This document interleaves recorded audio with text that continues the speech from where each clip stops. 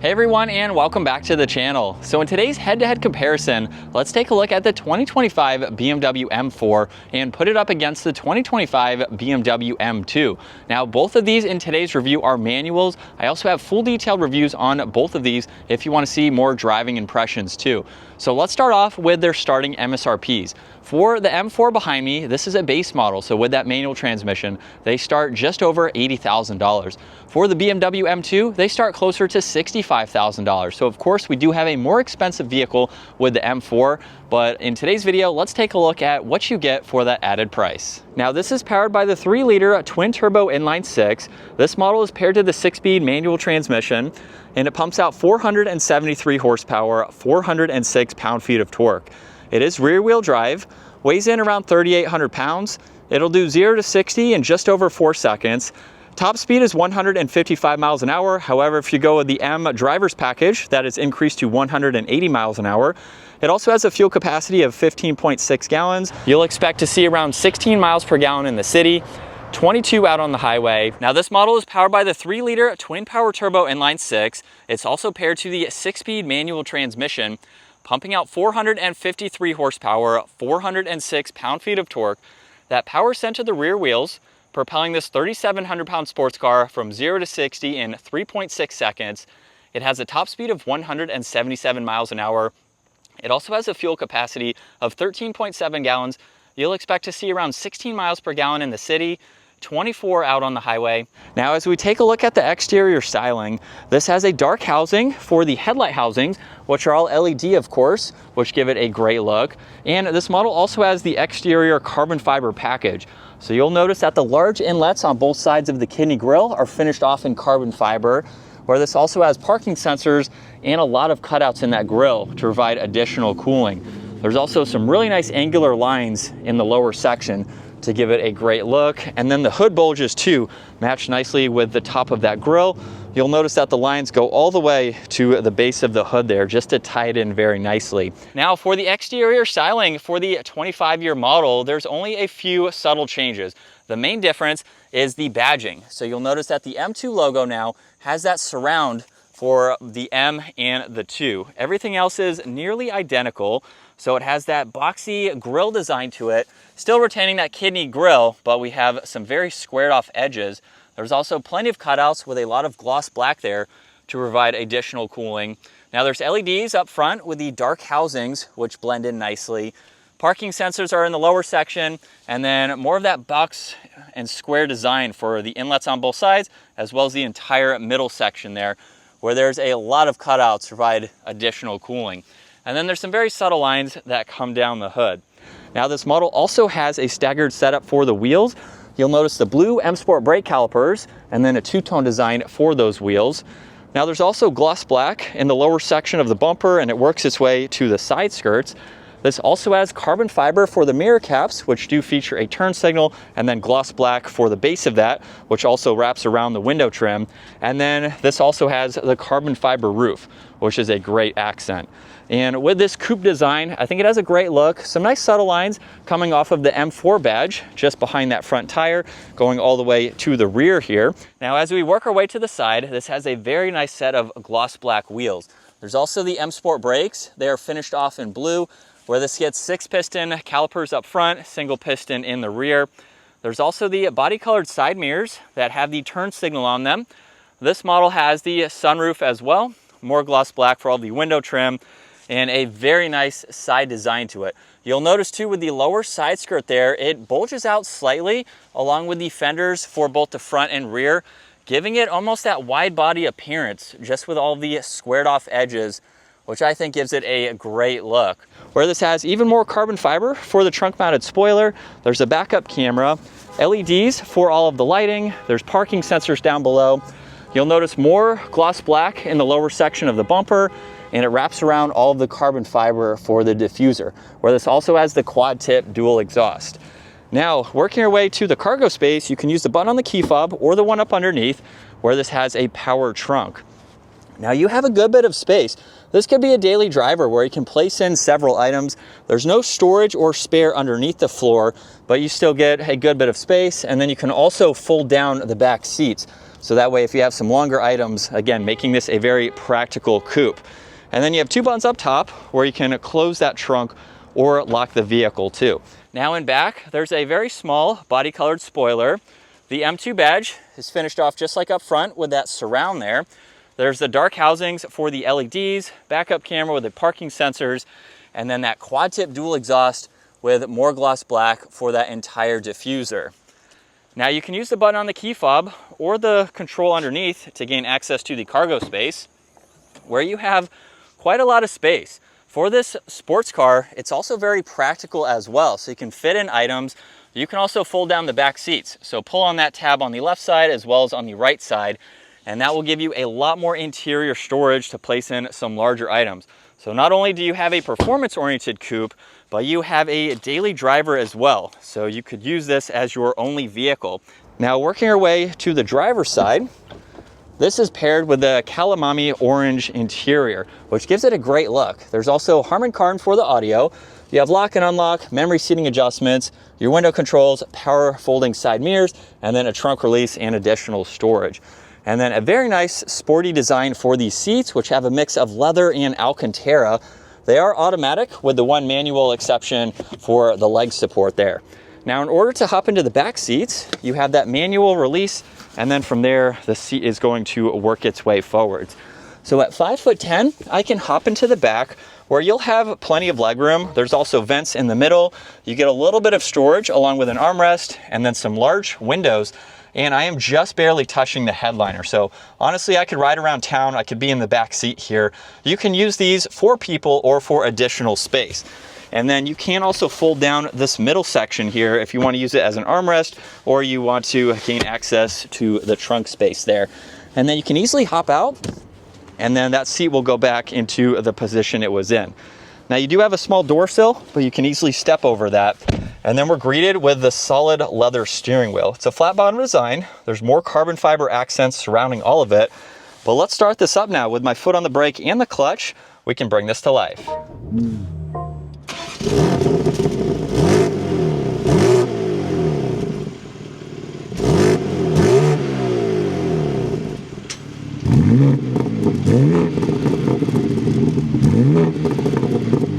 Now as we take a look at the interior, the biggest change is the addition of the flat bottom design for the steering wheel, which I know a lot of people will like.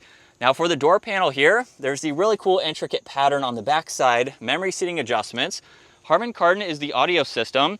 There's also this intricate pattern on the back section there. There's your window controls, side mirror adjustments, trunk release, and then even more storage down below. M2 is also down on the door sill. And then take a look at the bucket seats with the M2 badge up top and then blue and red. Very interesting to see, but a nice sport bucket seat with all the automatic adjustments. And then the one manual adjustment is for the leg support there.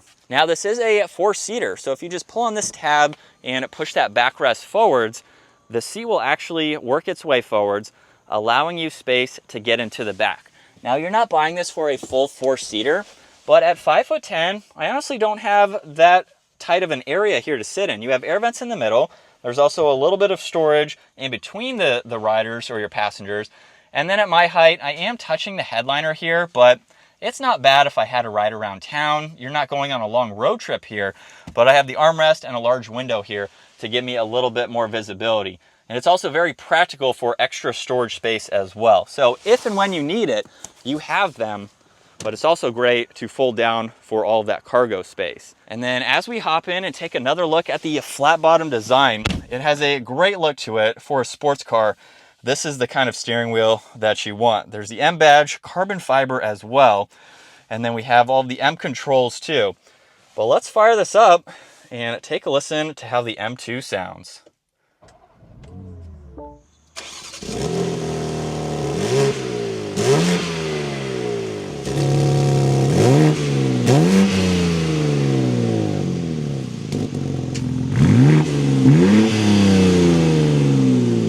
And coming back to the digital gauge cluster now, on the left side there's miles per hour along with your fuel. Right side you can see what gear the vehicle is in along with some temperatures and the tach. Now on the left side of the steering wheel there's all of your cruise control settings. There's M1 and M2. Then you have volume tuning, Bluetooth, and voice commands. And then you can use this center button to go through some of the content offered in this screen. You have your setup along with some engine vitals. You can look at your tires. You have a sport display, a G-force meter, and then your audio that you can look at. And then you can even get into the head-up display where you have a few different settings depending on the information that you would like to view. Now on this left side, you get a little bit of storage along with the headlight adjustments, one air vent, and then with the infotainment system, you have a lot more to go through. Now with all these widgets on the home screen, you can actually customize these depending on what you would like to see and pull up. And then the lower section is fixed. So you can easily get into your phone. You can get into all of these apps like Apple CarPlay and Android Auto, your climate adjustments, your interior lighting, seat comfort. You have quite a lot that you can go through. You can get back to home, which I just showed, and you have all of your climate adjustments too. So you can easily go through that. You can pull up the map for the navigation settings and then easily get into audio. Now this also has heated and ventilated seats along with a heated steering wheel, and your temperature adjustments are on both sides. Now you get more carbon fiber underneath that along with some air vents and ambient lighting. You have power, volume, and tuning along with defrosters, and then there's a little bit of storage with cup holders and auxiliaries underneath the carbon fiber lid. And with the manual transmission, simply just push it to the left and forwards. This model just has the backup camera, so you have that along with the sensors. And then you have the rest of the 6 gears that you can easily go through. Now there's parking sensors along with the engine start stop feature. And when you go into setup, this is how you can configure M1 and M2. So you can have these pre-programmed basically and ready to go for all of these different settings depending on how you would like to drive the vehicle. Now you can also go another step further with M mode and put it into sport mode. So that is going to give you a more performance style gauge cluster along with the head-up display. So it's going to show you your RPM, miles per hour, and the speed limit sign. And then you can see what gear you're in front and center as well, which is very helpful. Now there's also an exhaust note button. You have the e-brake with your traction control, and then all of the shortcuts for that screen. So you don't have to use it as a touchscreen system. You can easily go through it that way. Now you get wireless charging along with some auxiliaries in the center there, and then you have plenty of storage in the glove box. There's also garage door buttons up top and then dome lights up in the middle. And then here's a look at visibility. You have large windows and small pillars. So you have a lot of glass to be able to see around this coupe. And coming back to the gauge cluster now, you'll notice on the left side, there's miles per hour as well as fuel. On the right side, there's what gear you're in and the tach. Now you can also use this button over on the right side of the steering wheel to go through some content in the middle. You can pull up your setup, so how the vehicle is currently set up with the driving modes. You have your tire pressure, live readouts for horsepower and torque. There's also your media too. So that is basically it that you can scroll through. There's a lap timer as well, and then you can hide away all of that information. Also on the right side, there's your Bluetooth and voice commands. There's volume, M1 and M2 for those driving modes. And then cruise control is located on this left side. Now to the left of the steering wheel, there's all the headlight adjustments. You get one air vent with the new design for the air vent and the control there. And then as we work our way to the infotainment system, you have a lot more that you can get into. So on the home screen here, there's your navigation along with your setup. You have a few other widgets here that you can scroll through as needed. You can even add some and customize it just depending on what you would like to see. In the lower section, you can get through all of these shortcuts, including your M drift analyzer. So if you'd like to drift your M2, you can check out all of those stats. And then if you're racing, you can go into the M time lapper here where you have to make some adjustments there. There's also Android Auto, Apple CarPlay, you have driving settings, lighting that you can go into, quite a lot of apps that you can get into. There's also your climate adjustments, so you can control all of that. You can even get into your heated seats, and then your temperature dials are on both sides. And then there's a shortcut to get into the navigation and your music as well. There's carbon fiber underneath that, 2 air vents in the middle with that new design. There's also power and volume as well as tuning, all of your presets, more carbon fiber down below where this gets a little bit of storage with auxiliaries and cup holders there. We have the 6-speed manual, so if you push it all the way to the left and up, that is where you will get the backup camera along with the sensors on that one side. And then you have the rest of the 6 gears to go through, of course. On this left side, there's parking sensors as well as your engine start stop. And then you have the setup button. This is how you can get through M1 and M2 and customize these as needed. So you can go between Comfort and Sport Plus, depending on how you are driving the vehicle. There's also an M mode, which will actually change the gauge cluster. So if you go into Sport or Track, now you have this angle here. So you have more of your important information as well as your driving modes. There's also the exhaust note button, so you can use that as needed. There's the e-brake along with your traction control. All of these shortcuts are for that screen, so if you don't want to use it as a touchscreen system, you can just simply push on all of these. And then you have a little bit of space in the armrest along with the auxiliary there. And then the glove box also has plenty of space. And up top you have garage door buttons in your rear view mirror, and then the control for the sunshade and the sunroof, as that is power operating. And then we have a good bit of visibility over both sides here. So we'll start off behind the wheel for the manual M2. Now this is going to be a quick test drive, but you can check out even taking the M2 to the mountains to really experience the performance, the handling characteristics. This is such a phenomenal vehicle. So we've had a lot of miles put on the M2 in general. So we have all of that content that you can check out. But the M2 is a very performance-oriented vehicle. There's a lot of modifications that you can do to this.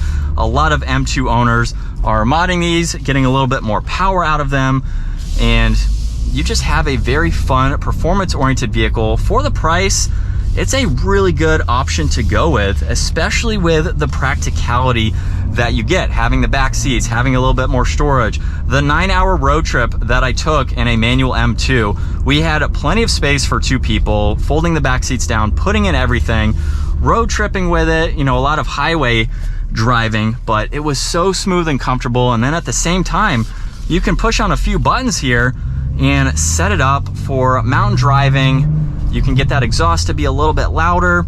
It is a phenomenal all-around vehicle if you are looking for just one car. Now, the manual, I will say, is a little bit funky to drive. I don't want to use the word rubbery, but when you compare it to the manual Toyota Supra, which a lot of people either upgrade or switch to, just depending on what you have. If you need a little bit larger of a vehicle, you go with this. But it's a much different shifter than that BMW. Not to say it's bad. Clutch pedal is super light. It's definitely easy to drive, but it does feel a little bit different. It's not quite as engaging as I know a lot of people were hoping for. So it still gives you that performance, but just a little bit different. It doesn't take away from the fun, just something to point out. So it's a super fun vehicle to drive. I would highly recommend one. And again, check out driving this through the mountains because it is just so much fun to drive and experience. And I'm still in sport mode, second gear. Here we go. And just a mild acceleration, we're up to speed. And again, the manual transmission in this feels very nice. I like the feedback that you get when you go into the next gear. Clutch pedal is super light as well. So this would make for a great luxury-focused manual coupe that you can daily drive.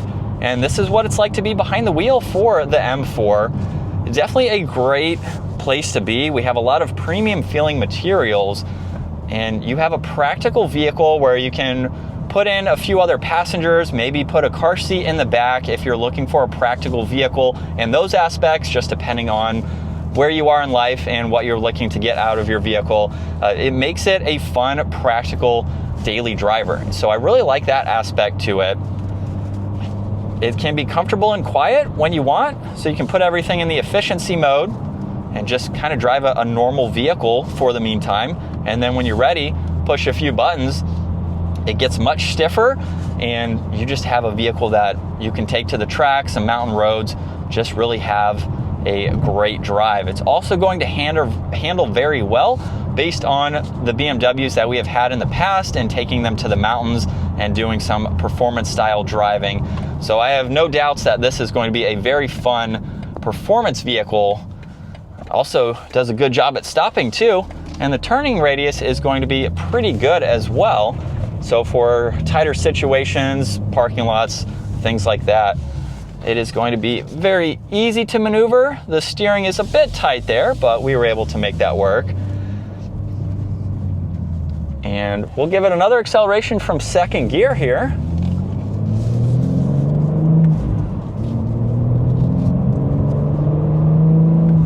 Definitely a nice vehicle, something that I would recommend. Very cool to be able to finally check out the manual transmission. I feel like they are much harder to find than the competition models.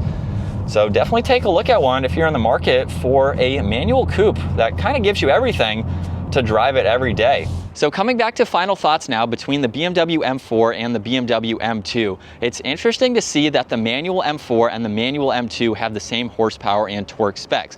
Of course, you can go with the M4 competition. It's only going to be available with the automatic, but you will get more horsepower and torque with the automatic versus the manual transmission. So very interesting to see those power differences in the M4, but also to compare it with the M2. So for that price increase with the M2 versus the M4, you could get a well-spec'd M2 for the same price as more of a base level for the M4 here. So very interesting to see. Would you rather have the M2 or the M4 with the manual?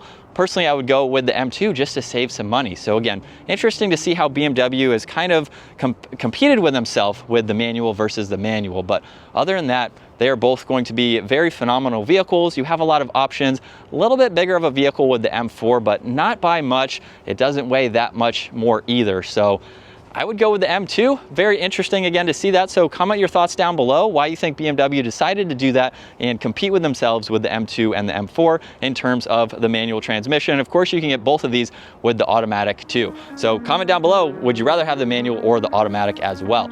So I hope you enjoyed today's video. Give it a huge thumbs up. Consider smashing that subscribe button so you can stay up to date with our daily uploads. I will see you all in the next video.